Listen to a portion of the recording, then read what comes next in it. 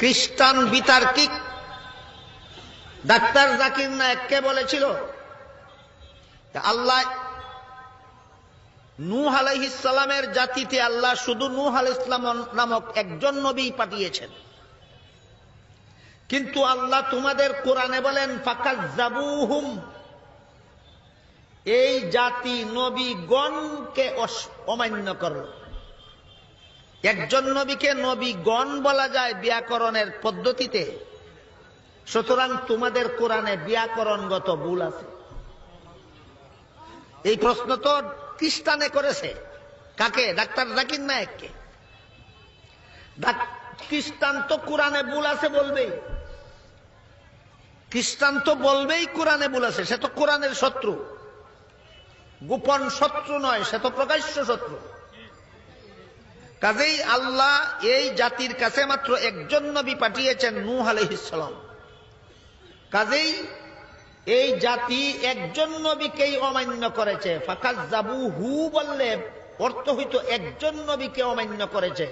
ফাকাজ্জাবুহুম বলার কারণে এখানে দেখা গেল যে এরা নবীগণকে অস্বীকার অমান্য করেছে বলে কোরআনে উল্লেখ করা হয়েছে।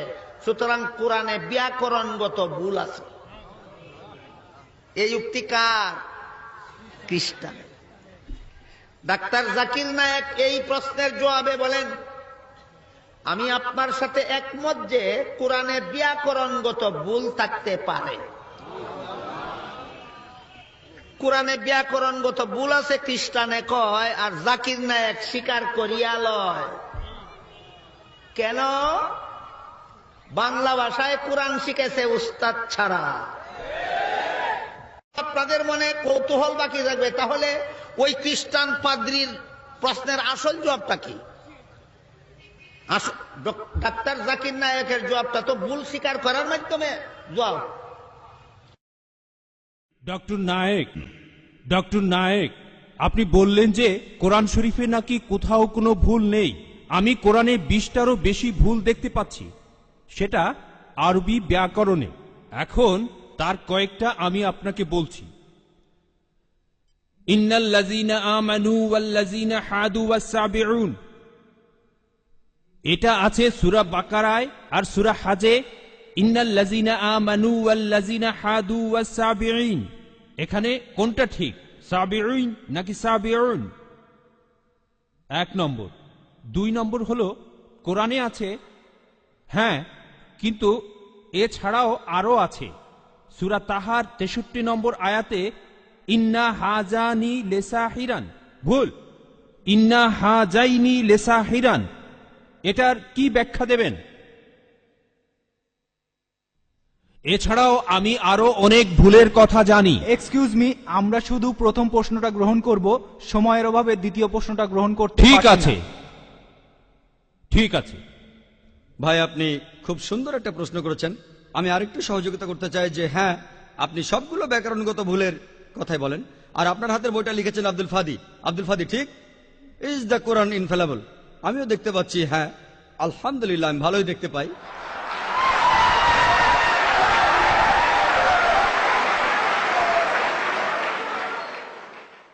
আমি এই 20টা ভুলের সবগুলোর উত্তর দেব, কারণ আমি বইটা পড়েছি।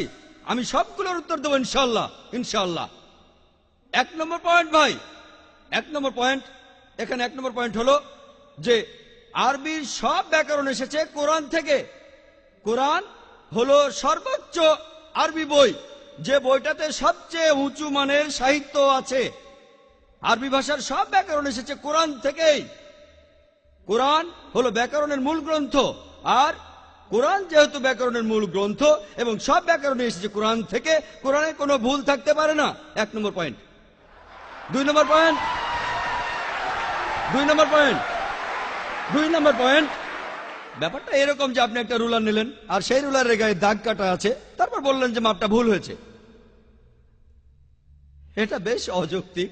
2 নম্বর পয়েন্ট, আরবে বিভিন্ন আলাদা আলাদা গোত্রে, আপনি যদি আরবি জানেন, আর ডক্টর উইলিয়াম ক্যাম্বেল আমার সাথে একমত হবেন যে আরবের গোত্রগুলোর মধ্যে ব্যাকরণ মাঝে মধ্যে বদলে যায়। কিছু কিছু আরবীয় গোত্রে যে শব্দটা স্ত্রীবাচক, অন্য আরেক গোত্রে সেটাই পুরুষবাচক।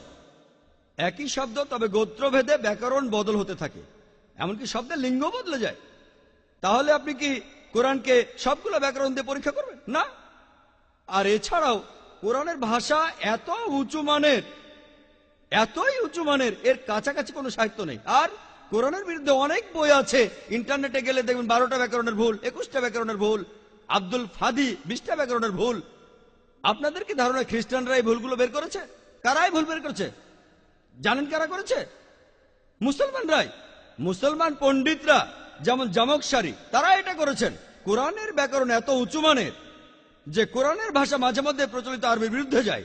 কোরআনের ব্যাকরণ এত উঁচু মানের, কোরআনের ব্যাকরণ এতই উঁচু মানের, এজন্য তারা উদাহরণ দিয়েছে। আমিও কয়েকটা উদাহরণ দেব, এতে আপনারা সবগুলো উত্তর পেয়ে যাবেন। তারা উদাহরণ দিয়েছে যে কোরআনে লেখা আছে লূত আলাইহিসসালামের গোত্রের লোকজন তারা সকল নবীকে ত্যাগ করেছে। বলা আছে সব নবীকে তারা বর্জন করেছে। ডক্টর উইলিয়াম ক্যাম্বেল বললেন যে নূহ নবীর গোত্রের লোকজন তারা নবীদের ত্যাগ করেছে। আমরা ইতিহাস থেকে জানি যে মাত্র একজন নবীকে তাদের কাছে পাঠানো হয়েছিল। তাহলে এখানেও ব্যাকরণের ভুল আছে। কোরআনে বলা উচিত ছিল একজন নবীর কথা, বহু বচন না। আর আমি একমত। আর আমার আপনার মতো লোকের কাছে মনে হবে এটা ব্যাকরণের ভুল। কিন্তু যদি আপনারা আরবদের লেখা বইগুলো পড়ে থাকেন, কোরআনের আসল সৌন্দর্য কি? সৌন্দর্যটা হলো কোরআনে কেন একজন নবীর কথা না বলে নবীদের কথা বলা হয়েছে। আপনারা জানেন কেন? কারণ আমরা জানি যে সব নবীদের হেদায়েতের বাণী মূলত একটাই, যে ঈশ্বর একজনই, তাওহীদের বাণী, আল্লাহ সুবহানাহু ওয়া তাআলার বাণী। লূত আলাইহিস সালামের লোকজন এবং নূহ আলাইহিস সালামের লোকজন তাদের নবীকে ত্যাগ করেছিল, আর পরোক্ষভাবে নিজেদের নবীকে ত্যাগ করে তারা সব নবীদেরই ত্যাগ করেছিল।